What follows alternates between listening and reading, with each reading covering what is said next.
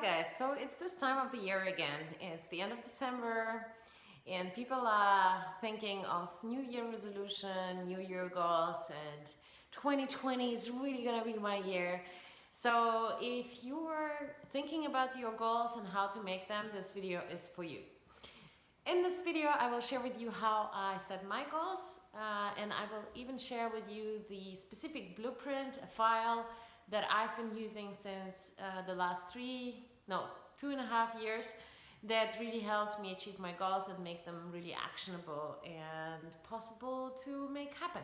So the first thing that you need to do is you need to take a piece of paper or a computer and write down the perfect day in your life. It doesn't have to be the one that is like tomorrow. It can be something that you really want in life, like the perfect life that you want. And the reason for this is that sometimes we set specific goals that do not really reflect on what we actually want, because we are sometimes driven by the society or other people telling us what we should want, and it can be a trap because let's say you set a goal that you want to have a career, but actually your ideal day is spending time more at home with your kids.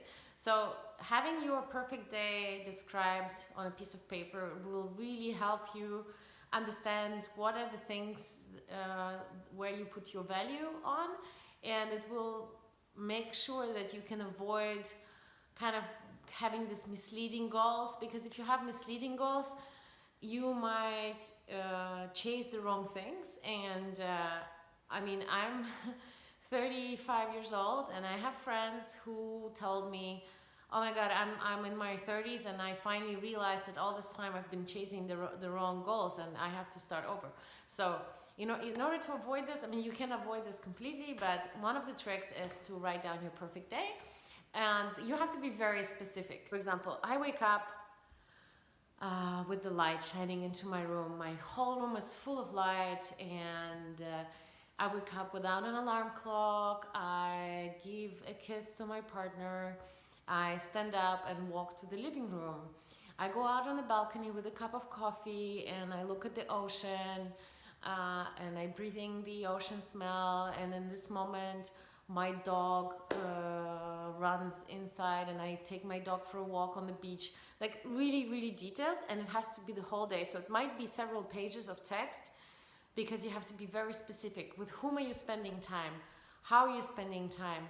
What are you doing? What are you passionate about? Are you working out or not? Like, are you working from home or not? Like, are you going to the job? Are you going to the job in a big city, or are you working on the countryside? Like, you have to imagine this perfect day for you, so that you can identify how you should build your life in order to achieve this perfect day. Once you know your perfect day, then it's a bit easier for you to actually understand what you really want. Okay, so second tip is, once you've done your perfect day, you have to fill out kind of like your goal document, and I use a specific blueprint which I will link down below. It's a blueprint that covers all areas of your life, because sometimes people focus too much in one area, and when they are achieving goals in one area, the other one is falling through. You have to set goals in each area of this area of your life.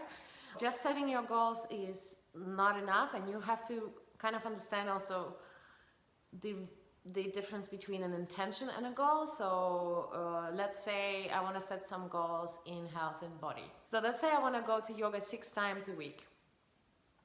So instead of saying I want to go to yoga 6 times a week, or I want to do yoga, first of all, I want to do yoga is too general, it's not specific, and the goals have to be SMART, so specific, measurable, attainable, smart, realistic, and timeable. I forgot the word, but yeah. So you have to say a very specific goal. So for example, instead of saying I want to be fit or I want to do yoga, you say I want to go to yoga twice a week. then instead of saying I want, you have to say I easily go to yoga twice a week. So you make it, you know, there's it's this trick. It's like it's creating an affirmation instead of a goal. So I want to go or I should go. It's not, doesn't have the same power in the words as I easily do it, because this is something that's part of me. So yeah, specific. So twice a week, for example, is quite specific. Another thing is you have to also set a timeline. When are you gonna do this and until which date? Obviously, if it's a recurring event, such as going to the gym or going to yoga, then you just set a timeline. When are you gonna do that? For example, by the end of January, you say I would at least go at least this many times. And for example, another goal I have is to eat healthy. So instead of saying I want to eat healthy in 2020, I write down I easily eat healthy home-cooked meals, because then it implies already what do I actually need to do to be able to eat healthy, because just wanting to eat healthy is not going to make it happen. You have to also think, okay, like how would I manage that? And that leads me to the next point, is that setting your goals is just one column for me. So in the first column, I have all the goals in this manner, like I easily earn that much money, I easily go to yoga 6 times a week, I easily wake up at this hour, and so on. I write them in this manner. And then the second column is the column why. Why do I need to achieve this goal? Why do I want it? Why is it so important? How will I benefit from it? And what will actually happen if I don't do it? And in this column I write, okay, for example, because I want to be, if we're talking about yoga, it's okay, I want to be feeling energetic, I want to feel fit, and I want to have flexibility in my body, and stuff like this. And if I don't achieve it, then I write, okay, if I don't do it, then I will feel less disciplined, more lazy, I will feel like I'm out of shape, and so on. Not energetic, and so on. So the third column in the file, again, it's linked down below, so I'm describing you how I do it, but the file itself that you can fill out later is in the link. The third thing is who do I need to be to achieve this goal? And this is really, really powerful. I don't know if you have heard the speech from Toni Robins about how who we believe we are, basically our identity affects how we take action. And our belief system affects dramatically on which routines we create on a daily basis and which actions are we taking. Because if you, for example, let's say, I really like this example because it's easy. Example, it's about smoking. So let's say you're a smoker and in 2020 you want to quit smoking, so that's your goal. But in your head, you still associate yourself with smokers. You know you're a smoker, you know you like smoking. So smoking is part of your identity, it's part of who you are. So in order to be successful in this new habit of yours, you have to first change the standard for yourself. Because we, like Toni Robins says, and I'm gonna link his video also down below, you should watch it, it's not that long and it's really powerful and motivating. Basically, he says that people always work through the things that they believe that they are. So if you believe that you are this person, then you stick to it. So basically you're being consistent with what you believe you are. And we form our beliefs sometimes since like years, and we have a certain identity in our head, and we're like, well, I'm just like that. For example, you might say, oh, I'm not somebody who likes to wake up early. I don't like to wake up early. And that's your belief system. That's who you believe you are. And you're so like you're so strong with this identity that until you actually believe that maybe you're not, you will follow through on this. You will keep waking up later because that's what you believe you are, which is, again, nothing bad with that, but it's just we always consistent with who we believe we are. So in order to create new things in your life, make changes. Changes are very painful, you know. So change means that you are getting out of your comfort zone, and your brain will always try to make you stay where you are because it's safe, and our brain wants to protect us from something we don't know. Therefore, it's very hard to adapt new habits, stick to resolutions, stick to goals, because change it's unexpected, something unexpected. So there's a lot of fear in there. So if you want to make it easier for yourself, try to expand your identity. So again, coming back to like when I decided to quit drinking, I realized that the reason that I failed to quit drinking for several months, because I tried to do it, completely quit alcohol, is because I'm part of all the social life that everyone is doing. And I was like, well, but it's so fun. I like it to be part of my friends' groups. So I was all the time identifying myself with this habit because this was part of my daily life. And only when I changed my beliefs and my identity, and I said to myself, no, I'm someone who likes to pick up a water at the bar, and I'm someone who's spending time with her friends, but I value what I put in my body. I value the next day and what I can do with my next day. So my identity is somebody who doesn't drink. And once I have changed this identity in my head, once I have changed this belief into believing that I'm someone who just doesn't like drinking. Even though, it was hard in the beginning, but this change of this identity was really, really powerful. So whenever I write my goals, I also write down in the third column, what is the identity? Who do I need to be in order to achieve this goal?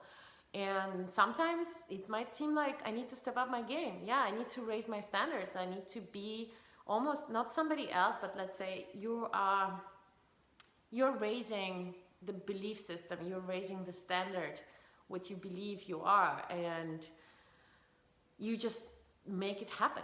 And instead of a wish, I wish I had a great body, it becomes a must. You just follow through on it because you really do it because it is a must for you.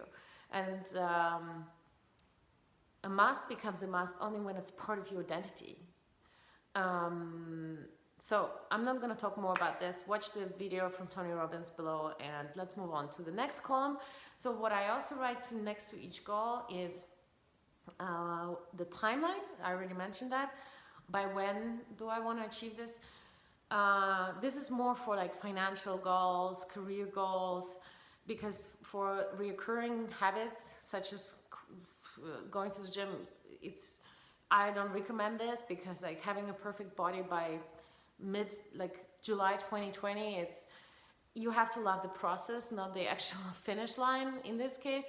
So this column is not, let's say, for every goal, but it definitely helps you to put things into perspective and do backwards scheduling when you are like, okay, if I want to finish the book, let's say you want to write a book, or publish a certain amount of videos or create a course by this date, then you can also see, okay, like how much time do I have, how many weeks do I have, if I can only work 2 hours a week on that. So like you can practically approach this instead of it being just some global wish that you have.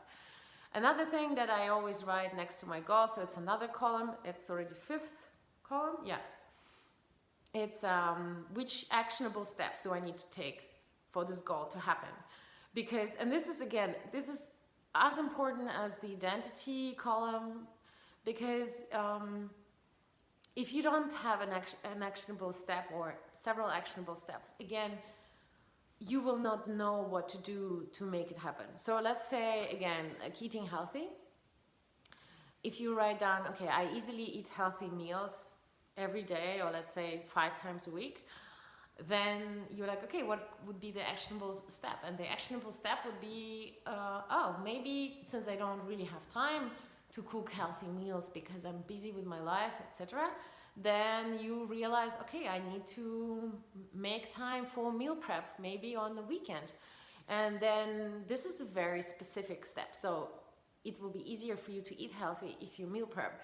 And it's with anything like this, like first know what you want and then realize, okay, what does it really mean for me in my schedule?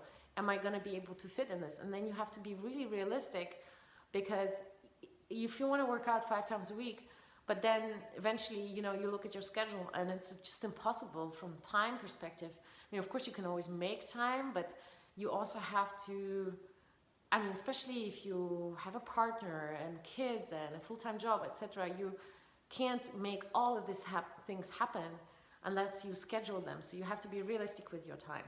And the last thing that I always put next to my goals is what beliefs are stopping me from making this happen. So what fears, what limiting beliefs, what limitations. And I must say I have a hard time filling this out when I do this file, because sometimes you're not conscious enough, you're not aware enough to be able to judge this. So I try to fill it out when I can, but sometimes I'm not even conscious of that myself. So maybe it comes later. And so once I filled out this document, which might take a while, but I mean, it's obviously all your life goals and all areas of life.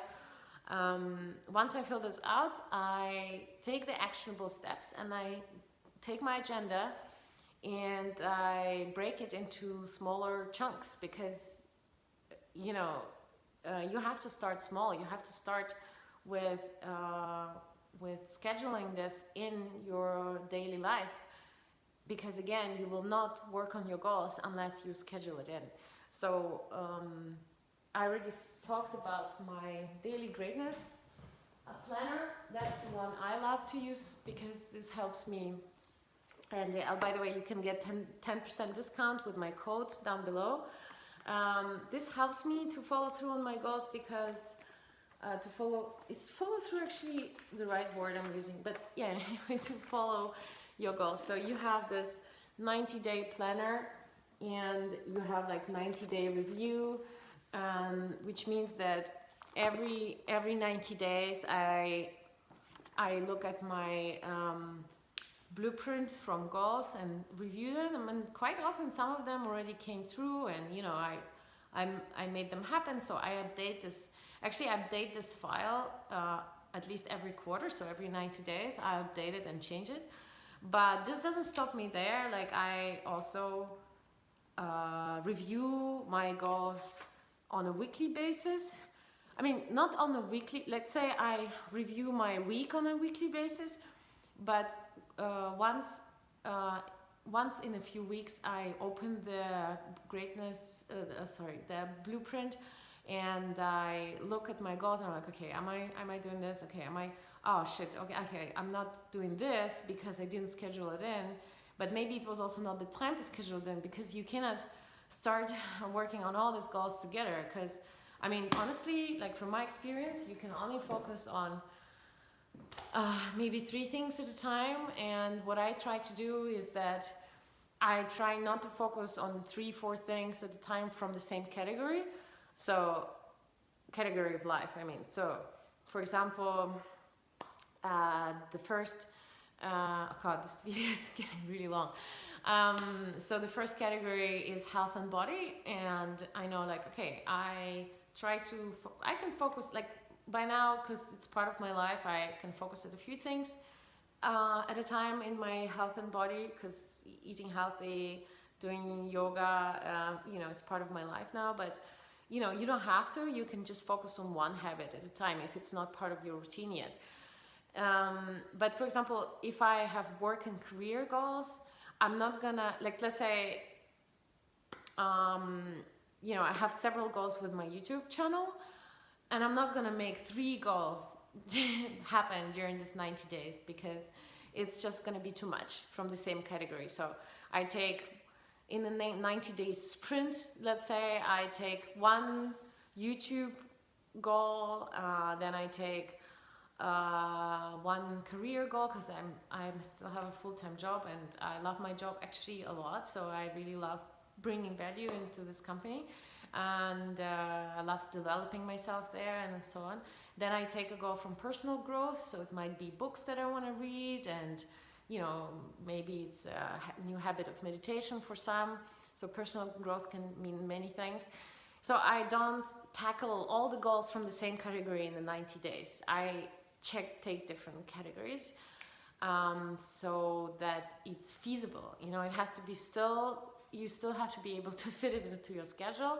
And if you watch my video how to combine a full-time job with a side hustle, you will know that if you're really realistic with your calendar, you have maybe 2 hours a day when you can really be focused on your goal, because you have household chores, and actually this is a trick called I think it's called backwards scheduling or something like this, or backwards scheduling. It's from the book the Now Habit.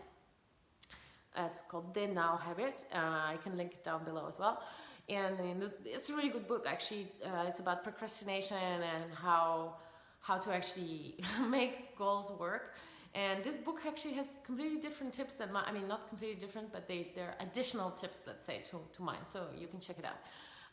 But yeah, backward scheduling, it's when you first schedule all your chores and things that you have to do, and then you see how much time you actually have left.